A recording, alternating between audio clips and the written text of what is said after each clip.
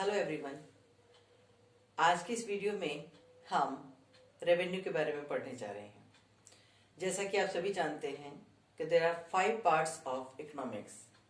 First is consumption, second is production.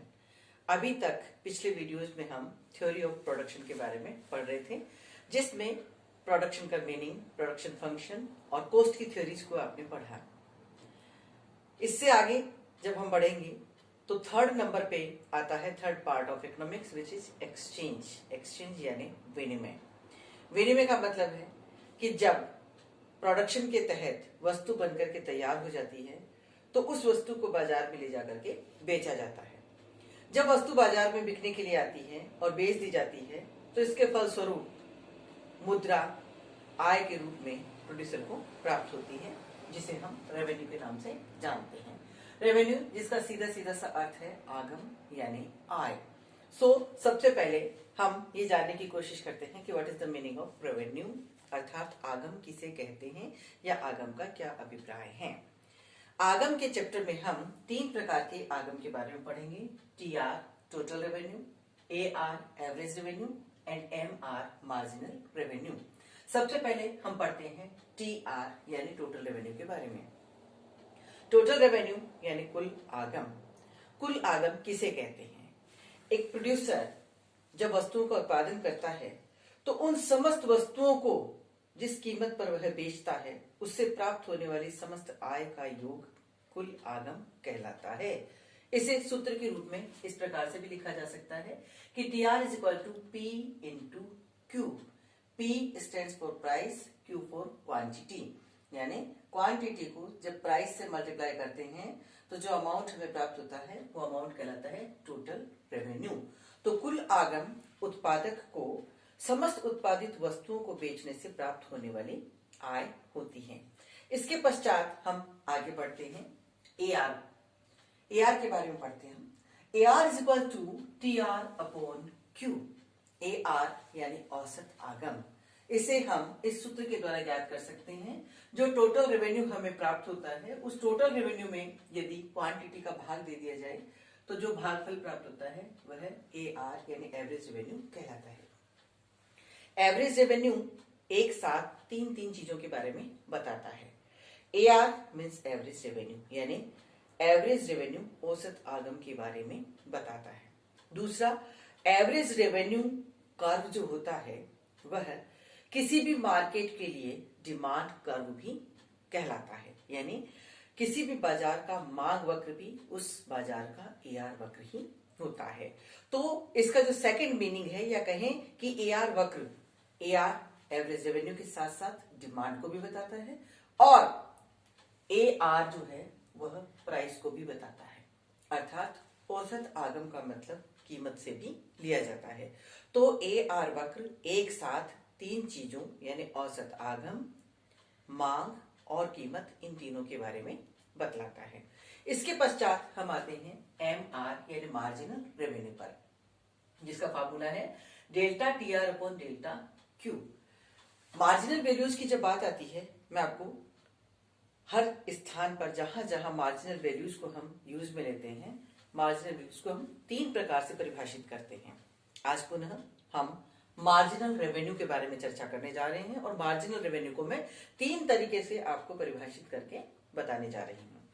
सबसे first definition MR की, marginal revenue की, कि सीमांत आगम क्या है? वस्तु की अंतिम इकाई को बेचने से प्राप्त होने वाली आय सीमांत आगम कहलाती है। ये फर्स्ट डेफिनेशन हुई। सेकंड डेफिनेशन है कि जब वस्तु की एक अतिरिक्त इकाई को बेचा जाता है तो कुल आगम में जो अतिरिक्त परिवर्तन होता है वह सीमांत आगम कहलाता है। और अब हम पढ़ने जा रहे हैं तीसरी डेफिनेशन, जो इस प्रकार से है कि वस्तु की प्रत्येक अगली इकाई से प्राप्त कुल आगम में से पिछली इकाई से प्राप्त कुल आगम को घटाने पर जो शेषफल बचता है वह सीमांत आगम कहलाता है। तो इस तरह आपने देखा कि सीमांत मूल्यों को हम 1 नहीं, 2 नहीं, बल्कि 3 तरह से परिभाषित कर सकते हैं। अभी तक आपने टोटल रेवेन्यू, एवरेज रेवेन्यू और मार्जिनल रेवेन्यू, इन तीनों की परिभाषा को पढ़ा। आई होप आपको अच्छे से इन तीनों का मीनिंग समझ में आ गया होगा। लीजिए अब हम इन्हीं को रेखा चित्र की सहायता से समझने की कोशिश करते हैं। अलग अलग बाजारों में AR वक्र का स्वरूप अलग अलग प्रकार से होता है। सबसे पहले हम बात करते हैं परफेक्ट कंपटीशन मार्केट की, यानी पूर्ण प्रतियोगिता बाजार की। पूर्ण प्रतियोगिता बाजार में AR वक्र OX एक्सिस के समानांतर एक पड़ी हुई रेखा के रूप में होता है और MR इसके बराबर होता है। इस रेखा को हम AR = MR के नाम से भी पुकारते हैं। AR बराबर MR क्यों होता है, या कहें कि पूर्ण प्रतियोगिता बाजार में AR रेखा एक पड़ी हुई रेखा के रूप में क्यों होती है? इसके पीछे कारण यह है कि पूर्ण प्रतियोगिता बाजार में एक बार उद्योग के द्वारा जिस कीमत का निर्धारण कर दिया जाता है, प्रत्येक फर्म उस कीमत को दिया हुआ मान करके चलती है और उसी पर्टिकुलर कीमत पर वस्तु की समस्त इकाइयों को बेचा जाता है। यानी अगर वस्तु की 1 इकाई बेची गई तो भी उसी कीमत पर बेची जाएगी, और अगर 1000 इकाइयां भी बेची जा रही हैं तो कीमत वही रहेगी, कीमत में कोई परिवर्तन नहीं होगा। उदाहरण के लिए मान लीजिए कि एक वस्तु अगर 10 रुपए प्रति इकाई में बेची जा रही है तो एक वस्तु की कीमत है 10 रुपए। अगर 10 वस्तुएं बेची जा रही हैं तो प्रत्येक वस्तु 10-10 रुपए के हिसाब से बेची जाएंगी। 10 वस्तुओं को बेचने से जो आगम प्राप्त हो रहा है वो है 10 × 10 = 100। तो इस प्रकार से AR एक पड़ी हुई रेखा के रूप में होता है। MR भी हर स्तर पर AR के समान होता है। ये स्थिति थी परफेक्ट कंपटीशन मार्केट की। अब हम बात करते हैं अपूर्ण प्रतियोगिता या कहें मोनोपोली के बारे में हम बात कर रहे हैं। मोनोपोली हो, चाहे मोनोपोलिस्टिक कंपटीशन मार्केट हो या ओलिगोपोली हो, इन बाजारों में जो AR वक्र होता है ये ऊपर से नीचे की ओर गिरता हुआ होता है। AR वक्र जब ऊपर से नीचे की ओर गिरता है तो ये बताता है, इसका सीधा सा मीनिंग ये होता है कि इस मार्केट में, इस पर्टिकुलर मार्केट में यदि वस्तु की अधिक इकाइयों को बेचना है तो ये तभी संभव होगा जब कीमतों में कमी की जाए। यहां मोनोपोली के AR वक्र के बारे में हम पढ़ने जा रहे हैं कि मोनोपोली मार्केट में जब AR वक्र ऊपर से नीचे की ओर गिरता है ये इनएलास्टिक होता है, अर्थात इसमें जो एकाधिकारी बाजार है उस बाजार के मांग वक्र जो है वह बेरोजगार होता है। जब AR वक्र ऊपर से नीचे गिरता है तो MR वक्र इससे ठीक आधी दूरी पर स्थित होता है। अब ध्यान से देखिएगा इस डायग्राम को।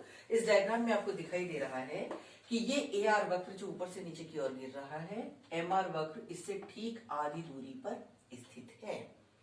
यदि AR वक्र की शेप इस प्रकार की होती है, इसका मतलब ये है कि यदि AR वक्र कॉन्वेक्स टू ओरिजिन होता है, मूल बिंदु के प्रति उन्नतोदर होता है, तो ऐसी स्थिति में MR वक्र आधी से कम दूरी पर स्थित होता है। यानी आधी दूरी लगभग यहां होगी और आधी दूरी से कम दूरी पर MR वक्र स्थित होगा।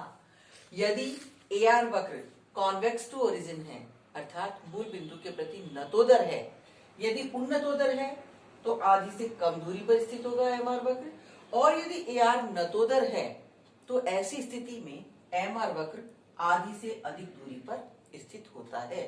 ध्यान दीजिएगा कि इन तीनों स्थितियों में जो डिफरेंस है वो डिफरेंस क्या है कि यदि AR वक्र ऊपर से नीचे की ओर गिरता हुआ होता है तो MR वक्र AR से ठीक आधी दूरी पर स्थित होता है। यदि AR वक्र कॉन्वेक्स टू ओरिजिन होता है, यानी मूल बिंदु के प्रति उन्नतोदर ऊपर की ओर बढ़ता हुआ होता है, तो इस स्थिति में MR आधी से कम दूरी पर स्थित होता है। और जब AR कॉन्वेक्स टू ओरिजिन यानी नतोदर होता है तो ऐसी स्थिति में MR वक्र आधी से अधिक दूरी पर स्थित होता है। अब यहाँ इस डायग्राम पर आप ध्यान दीजिएगा कि ये MR वक्र है जो ऊपर से नीचे की ओर गिरता हुआ आपको दिखाई दे रहा है। आप अच्छी तरह से जानते हैं कि TR का कैलकुलेशन जो है हम MR की सहायता से करते हैं, तो TR वक्र का निरूपण भी हम MR वक्र की सहायता से करते हैं। यहां से लेके यहां तक MR गिर रहा है परंतु धनात्मक है, तो इस स्थिति में यहां से यहां तक TR बढ़ता है और इसके बढ़ने की दर जो है वह घटती हुई होती है। जिस स्थान पर MR शून्य होता है TR उस स्थान पर मैक्सिमम होता है। जब MR नेगेटिव होता है तो TR भी गिरना शुरू कर देता है। लेकिन एक बात हमेशा ध्यान रखनी है कि AR और TR कभी भी जीरो और नेगेटिव नहीं होते हैं, क्योंकि AR प्राइस को डिनोट करता है, प्राइस के बारे में बताता है। प्राइसेस कभी भी जीरो नहीं होती हैं।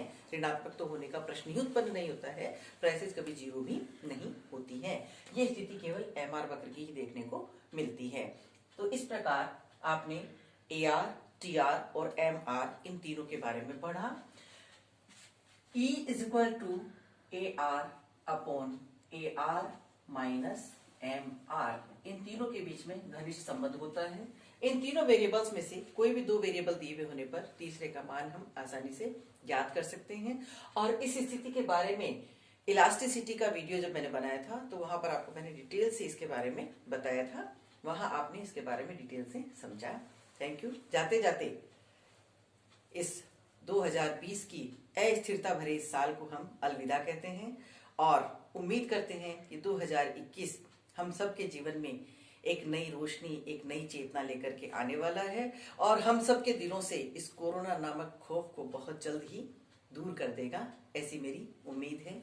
आप सबको एडवांस में 2021 यानी नव वर्ष के आगमन की बहुत बहुत शुभकामनाएं। थैंक यू, धन्यवाद।